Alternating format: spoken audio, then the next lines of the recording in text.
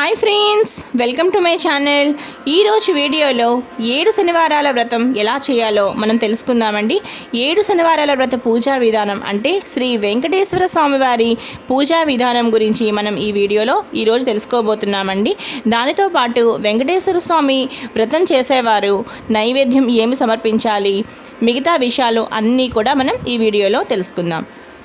7 శనివారాల వ్రతం శ్రీ వెంకటేశ్వర స్వామివారి పూజా విధానం.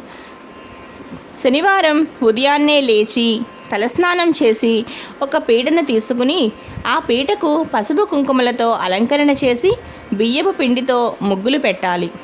ఆ తరువాత శ్రీదేవి భూదేవి సమేతంగా ఉన్న శ్రీ వెంకటేశ్వర స్వామి వారి ఒక ఫోటో ఒకటి తీసుకుని చక్కగా ఆ ఫోటోకి గంధం పెట్టి గంధం మీద మళ్ళీ చక్కగా గంధంతో బొట్టు పెట్టి దానిపై మరలా కుంకుమతో బొట్టు పెట్టాలి. ఆ తరువాత సంకల్పం చెప్పుకుని షోడశోపచార పూజలు నిర్వహించాలి. అనగా పసుపు కుంకుమ గంధ అక్షతలతో చక్కగా వెంకటేశ్వర స్వామి వారిని ఆరాధించి ఆ తరువాత నైవేద్యంగా బెల్లం ముక్క, పాలు, అలాగే పళ్ళను నైవేద్యంగా సమర్పించాలి. వాటితో పాటు మనం నైవేద్యం సమర్పించిన తర్వాత తాంబూలం కూడా తప్పనిసరిగా పెట్టాలి.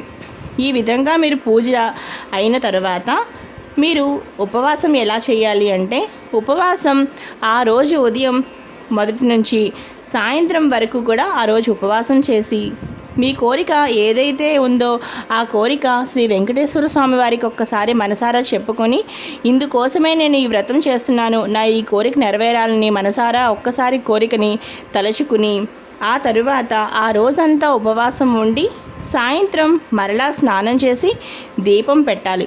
తప్పనిసరిగా స్నానం చేసి దీపం పెట్టాలి.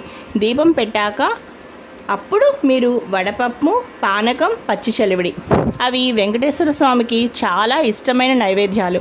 తప్పనిసరిగా వడపప్పు, పానకము, పచ్చి చలివిడి ఇవి నైవేద్యం పెట్టి వాటితో పాటు అరటిపళ్ళను కూడా నైవేద్యంగా పెట్టి అవి మాత్రమే మీరు ప్రసాదంగా తీసుకుని ఈ వ్రతంలో అవి మాత్రమే మీరు ప్రసాదంగా తీసుకోవాలి. ఆ మరుసటి రోజు మరలా స్నానం చేసి యథావిధిగా మీ రొటీన్గా మీరు చేసుకునే పద్ధతి చేసుకోవచ్చు. ఈ విధంగా 7 శనివారాల వ్రతం ఈ విధంగా 7 శనివారాలు చేయాలి. ఒకవేళ ఎవరికైనా మధ్యలో అడ్డంకి వచ్చి ఏదైనా ఒక్క శనివారం మీరు చేయలేకపోతే ఆ శనివారం అలా వదిలివేసి మరలా తర్వాత శనివారాన్ని మీరు కలుపుకుని ఈ విధంగా 7 శనివారాలు మీరు పూర్తి చేయొచ్చు. తప్పకుండా నమ్మి చేయండి. ఆపద మొక్కులవాడ అనాథ రక్షక అని శ్రీ వెంకటేశ్వర స్వామికి నామం ఉండనే ఉంది. నమ్మి చేయండి, తప్పకుండా మీ కోరిక నెరవేరుతుంది. ఇది నేను నా అనుభవంతో చెప్తున్నాను.